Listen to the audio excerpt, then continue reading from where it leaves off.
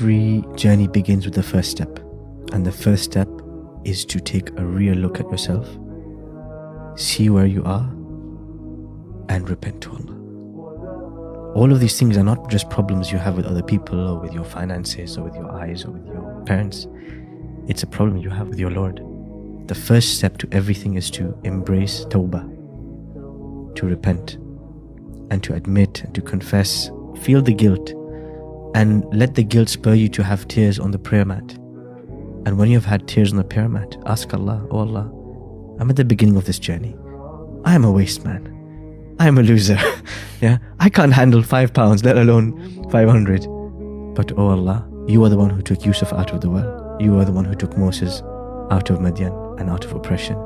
You are the one who saved Yunus from the belly of the whale. Save me, Allah. Show me the way."